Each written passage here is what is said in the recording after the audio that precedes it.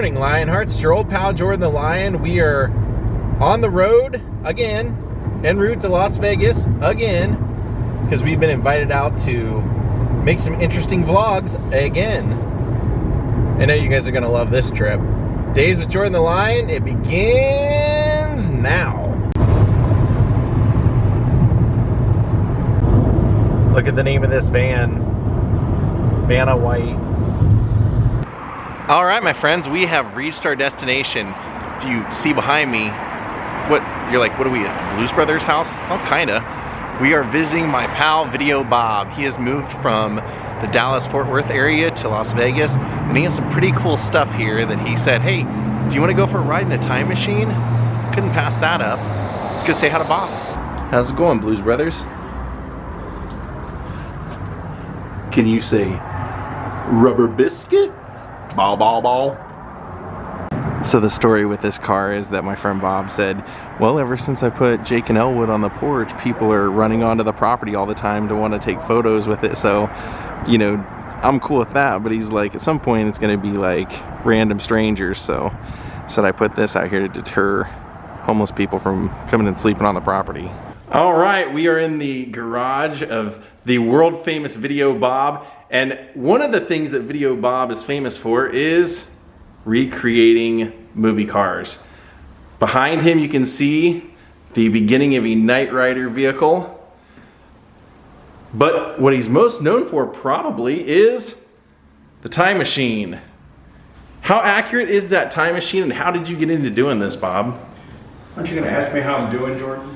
Nah, nobody cares. No, I'm getting, how are you doing? I'm doing well. Good. No, I've been doing this for like since 2004. We've done almost 40 of these cars, including the one that you see in Orlando at Universal Studios. That they needed a new version of that car, and we did that for them. And this one is my own personal car that I own. This is our Las Vegas shop car. We've done some modifications to this car to make it a little bit more friendly. We've added custom power steering to the car, which is something that it doesn't come on a DeLorean. We're going to be upgrading the cooling system to deal with the Las Vegas heat. Also, we've revented all the air conditioning, because the air conditioning in a DeLorean would normally be where the time circuits are, and since it's obstructed, we rerouted all the air vents so that they blow right on you. That's so cool that you make it accurate yet up to date. Well, you get all the bells and whistles of the fun. This one's an automatic, whereas the one in the movie was a stick shift. And we did that because I might want to let other people drive the car. And, you know, a lot of the younger kids nowadays, they don't know how to operate a stick shift. And they're going to want air conditioning. They're going to want backup camera, power steering, automatic. So our goal is, here in Las Vegas, we're going to be having an exotic movie car rental business where you will be able to come here to Vegas and you will be able to rent and drive the DeLorean time machine, or the Knight Rider, or the Ghostbusters car, or any of the other cool cars. We have Rolls Royces and things. And this car is going to be seen driving up and down the Las Vegas Strip for the foreseeable future. Excellent. Dude, do I get a ride in this thing today by any chance? Sure. Of course, one of the most notable features of the DeLorean is the gull-wing door. A lot of people think they open out, but they actually open up. So they go directly up. So actually you can park in a really tight space. It only needs a few inches of clearance. But it's very low to the ground. Now both you and I are pretty big guys, so we're gonna have to stuff ourselves into this thing. It's a really small car. You know, people see Michael J. Fox on the movie. Well, he's a little guy. He's only like 5'2". I've met him. He's only this tall. So when you see it in real life, well, one of the most common things people say is, wow, I didn't realize how small this car is. It's about the size of the Pontiac Fiero, if you remember that car. It's a very small rear engine car. And anyway. Never have I ridden in a time machine, but I've also never ridden in a DeLorean. And I'm real excited because, you know, I do a lot of vlogs on history, and Patrick Swayze always wanted a DeLorean, and when he got his first TV show, he took that as a sign to go out and buy one. So that was his prize baby. Oh, wow. He kept it his whole life, and in fact, when his dad died, he would go up to Mulholland and race. He said with a case of beer, and he said he would just, if people challenged him to a race, he would just go for it because he had nothing going. But he said that car meant everything to him, and he said when he got it, he pulled up to his dad's house, and his dad came out and said, well, what I want to know is, what are you going to do with a kitchen sink on wheels? And he said, I knew my dad meant, I'm proud of you. So it's kind of cool for me to get a ride in one. It is stainless steel. They're not fast cars, but they're fun. Excellent. Let's turn it on. That's the time circuit, just like the film. Makes all the sounds, has the flux capacitor. Here, I'll jump out of the way and you can take a peek in there. Let me turn on this upper console. Let me turn everything on here real quick. And take a look at this. Here. There we go. So all this stuff kind of sort of works, you know, it's a loose term, works, but lights up. Time circuits are programmable just like they were in the film. What we did is we studied the original screen used car carefully, took a lot of pictures and measurements, and then when it was restored by the time this restoration team a few years ago, it gave us the opportunity to get information that helped us recreate these as best as we can. So we try to recreate every wire and zip tie to be as accurate as possible. You know, all these little aerospace clamps, and we pay attention to what kind of screw, what kind of nut, you know. Well, and you actually have wire, everything. You have a deal with Universal. They sanction you to do these and everything.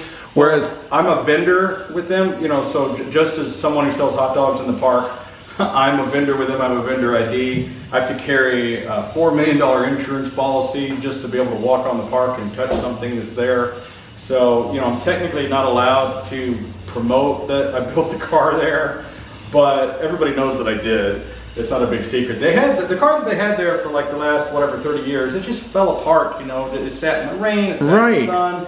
The interior was rotted and molded. They wanted me to restore the car, but it was just in such bad condition, it was just impossible. So we figured the best thing to do was to build a purpose-built car for the park that had everything in it that it would need. So, you know, if you go see that car, it's not too different than this one here. You know, we had to waterproof it as best we could. I actually put some cooling fans on the inside of that car to try to vent out the moisture and just things like that. And it's made so that you can plug it into the wall. So it's permanently wired in and it's bolted down to the concrete there if you go see it. But even then, as you know, the Florida rain and sun is just brutal. Right. So it's only been there a year and it's already showing its signs of age. So we're gonna have to go refurbish it again, I think.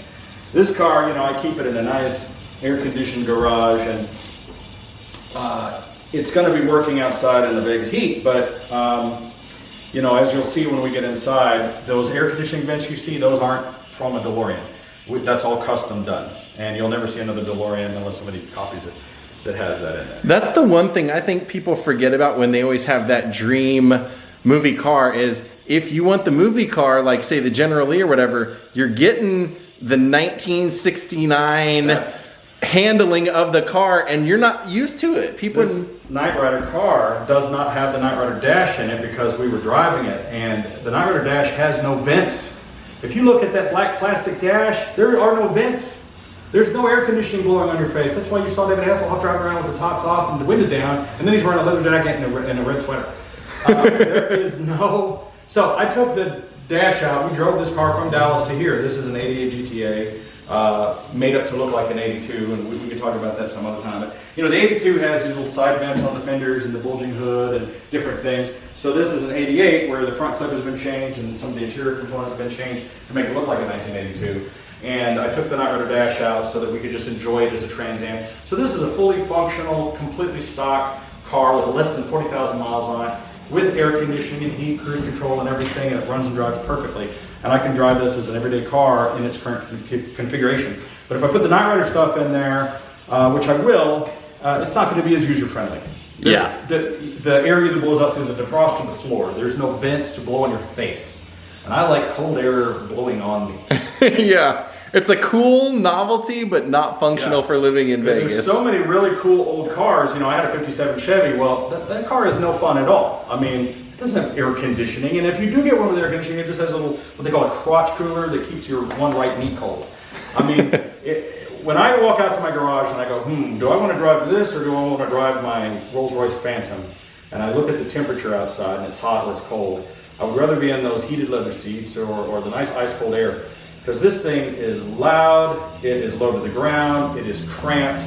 I gotta be honest, it's not that fun to drive. I mean, once you get over the novelty of that you're inside the DeLorean time machine, you might as well be driving a go-kart wrapped in wires and metal boxes and lights. And for novelty, it's great, but for traffic, and running around and doing errands, there is no place to put anything. There's not a place for your phone, there's no cup holder. There's no place to put a bag. Nothing. No groceries, no nothing. No. So it just is not a practical car. And I know people that are DeLorean owners drive these all the time, and you know, they just live with it. You know, like if you own a little MG midget or something, or if you, whatever. That probably has way more room in it than this.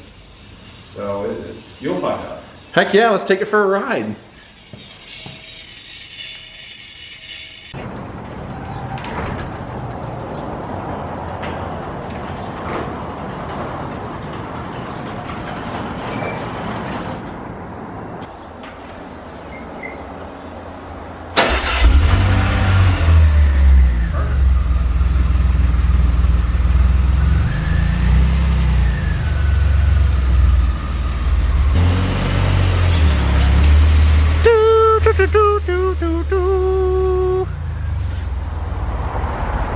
That is killer.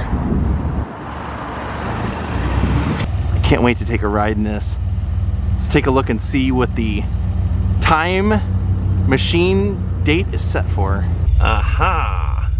All right, let's do it. A little bit of a tight fit, but we're in. Wow.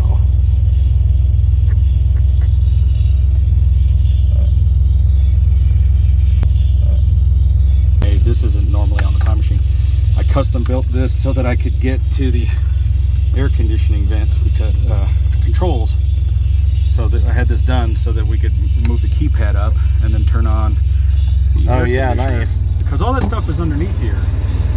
And you know, this was just our own little idea. You wouldn't see on any of our other cars or on any other time machine. So it's kind of hokey, but it works. And the power steering is amazing. One of the things we did here is, it's not hooked up, but this is a Bluetooth cassette. You charge it and then you pair your phone to it, and then you can put it into a radio. You said that's the same model of cassette deck from the movie. These people are freaking out over my car walking by. Like, what? That's got to be something you're used to. It's actually kind of a pain driving the thing, because the entire time you're doing it, people are taking your picture and they want to drive next to you and honk the horn and wave at you, and they want to let you know that they're happy about the time machine.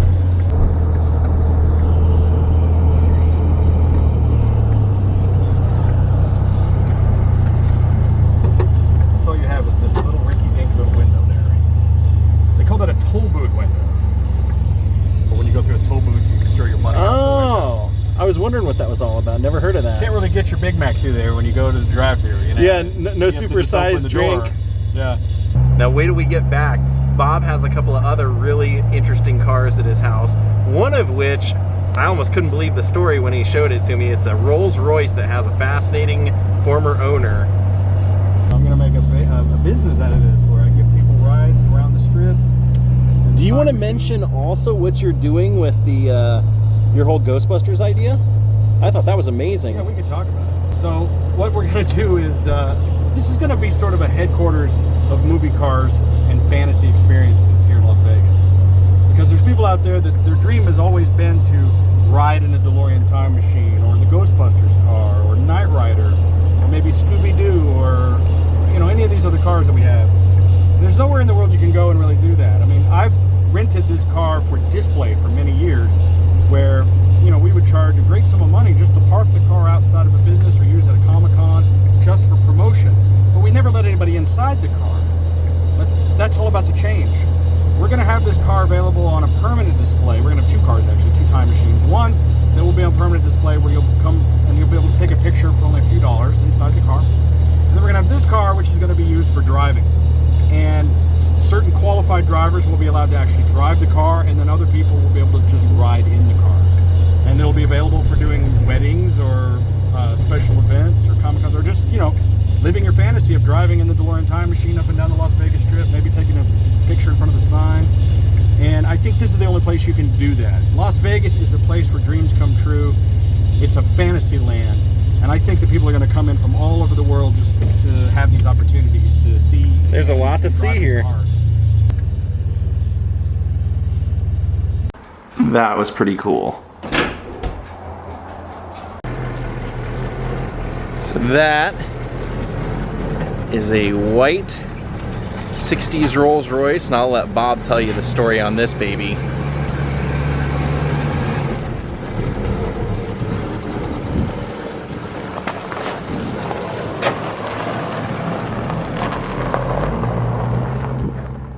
So Bob, this thing, I love the story you told me about this. Tell everybody what you got, or how this all came about.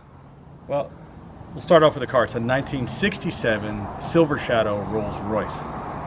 Now, this car was owned by a very wealthy and famous woman in Dallas named Nancy B. Hammond. Drive around Dallas, you'll see her name on at the hospital, at the Performing Arts Center. A lot of people don't know who she was, but she gave over $70 million worth of philanthropy to the city of Dallas. Wow. She was good friends with a man named Larry Hagman. He played JR on the show Dallas at South Fork Ranch. And when she died, she gave the car to South Fork. Now, because she was friends with Larry, she used to let him drive the car around. He was often seen in Dallas driving around this white Rolls Royce. Of course, he drove different cars on the television show, but they kept this at the property there at South Fork. They had an auction that I was at, and I won the bid, and I drove it home, and now I own it. And it's a beautiful, beautiful car. We're gonna have it here, available for weddings and special events, and I just drive it around. It's gonna be one of my many cars. I love driving this thing. Me and my wife went out to a dinner the other night to the famous Golden Steer, and we thought, hey, that's a classic Vegas restaurant. Let's take a classic 60s car. What's the kind of car that Elvis would have drove, or Sammy Davis Jr., or any of the Rat Pack guys? They would have drove a car just like this. I'm pretty sure Elvis had a Silver Shadow. 67, man, that is a great year for it too. It's a beautiful car. Still in beautiful condition. Completely original. Has the original 1968 license plate that Nancy put on the plate back all that time. Still have it. The car is totally untouched and completely original, except they did add a radio to it. But other than that, it's in fantastic shape. I mean, we've got the black leather with the little, let's see, oh, there's a floor mat back there. Let me take that out. But other than that, let's see. Wow, man, that is beautiful. Came with this sign that they used when they had it on display that showed sort of its history of our Nancy Hammond, and you know how there it is at South Fork. Yeah, there it is at South Fork Ranch. Larry Hagman. Who shot JR, man? That's the question of the day. Who shot JR? Look at that. There's all the documentation. It says here in Larry Hagman's book, Hello Darling, tells the story of Nancy Hammond and this Rolls Royce. She and her husband were wealthier than some countries, but nothing thrilled Nancy like a good bargain. One day she drove a Rolls Royce to Costco to pick up some tires that were on sale. When she walked out to her car, there were two men sitting in it. Really, she said, and walked over and pulled out her pearl-handled revolver. I like her style. Chased them off. Anyway, it's a great little car, and you know, it needs a little loving and touching up here because the car is old as dirt. But hey, this man, is in great shape though. Quality engineering. I mean, I love Rolls Royces. People who know me from YouTube know that some of my biggest videos are videos about my Rolls Royces, and this is one of my favorites. It's just there's something so perfectly classic about it. And let's go for a ride. You want to go for a ride? Yeah. Take a look where the ignition is. That's interesting. It's right in the middle. Is that something that you wear every time you drive this car? Another place that you see a white Silver Shadow is in the movie Cannonball Run. Remember the Arab guy racing the Silver Shadow, and he says, "Couscous." I just thought it was funny. Only my cannonballers will know that reference. Speaking of references, have a look in the glove compartment. Ah! You never know when we might need to pass that along to somebody who needs it. That is great. A little Grey Poupon. Please mind the gap. Thing starts right up. Runs a little rough, but you gotta remember this thing is, I'd have to do the math, it's old. This one's a little bit more filming friendly. You don't have all the yellow and red cables going across the windshield. My window here, so it's not as noisy. It's a smooth ride, dude. I'm trying to think. I'm not even sure if I've ever ridden in a Rolls Royce before. You haven't? I don't think so. And to ride in Larry Hagman's is kind of a, that's the one you want to ride in first, I think. you have the option. Can you imagine him going to go get some Texas barbecue and champagne? I think he was a big champagne drinker. That's probably not a good idea, champagne driving. I think he was known when he would show up on sets, he always had a bottle of champagne with him. You know, I'll check the trunk and behind the seats for corks. Now, I made a video at South Fork Ranch, and then to my surprise, when I was finishing it up, they told me that his ashes were scattered there at South Fork, and so I showed that as well. So, kind of do quite a bit on Larry Hagman and his JR career. It's amazing. Yeah, it's a nice smooth ride. You know, I think John Lennon had a similar car. I mean, this was one of the finest things you could buy back in the 60s. There just wasn't a better car other than a Cadillac. I'm a Cadillac guy. I have a classic Cadillac, and you know, this is definitely a car that Elvis would have had, or you know, any celebrity. This was Liberace, probably. Oh, absolutely. He had lots of Rolls Royces, as you know, that were bedazzled.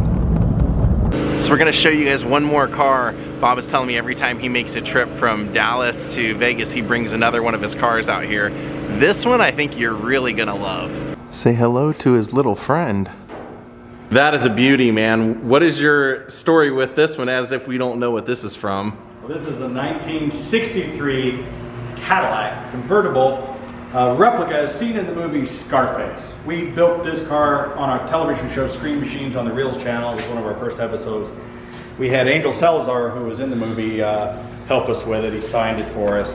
Very Elvis kind of car. Matter of fact, I think it was a 63 Cadillac. And what was the Kurt Russell movie? However many miles to Graceland. Oh, 3,000 miles to Graceland, yeah. I think they started off in a 63 Cadillac. But it's a very Elvis car. I know Elvis had one. He probably gave away many of them. And even though it is the Scarface car, somebody's nightmare, I think it's just very Vegas. It's very Elvis. I mean, you have the tiger interior. The entire interior has been done in this tiger fur. It's a beautiful yellow color. It is a convertible. Has a nice white convertible top, but we just leave it down all the time. And it's just a wonderful car to drive around in Las Vegas when the weather's nice, mostly at night, so the sun's not melting. Probably turns a lot of heads in Vegas. It does. I've got the covers in the way back here. But we noticed when we came out here that he had a little bit of a flat tire right up here. So we're not going to take this one for a ride today. Maybe we'll do it next time. But he said, let me go get the key so I can show you the trunk. Oh yeah, if you take a look right up here, that's where Angel Salazar signed it. Let me show you.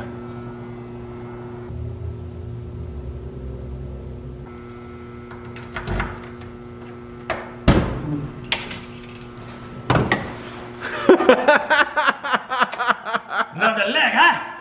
That is great. My good friend Bob Whitten, who was a special effects prop master on Scarface, told me the story about how they wanted to use a yellow chainsaw so the red blood would show up on it. That is great. I have some movie prop money and movie prop guns. Little bit of the little yayo. Yayo. He's going to make some cookies later. Yeah. You thought I'm talking about, man? That's great, dude. Wow. You went the full nine. I mean, props and all. I love it. Well, you know, I can't wait to get pulled over in this car and just tell the cops, whatever you do, don't look at the trunk. Yeah. It'll be worth being handcuffed and slammed up against the hood. Just make sure you have a camera rolling. Make sure somebody's in the car. You can YouTube this. Absolutely.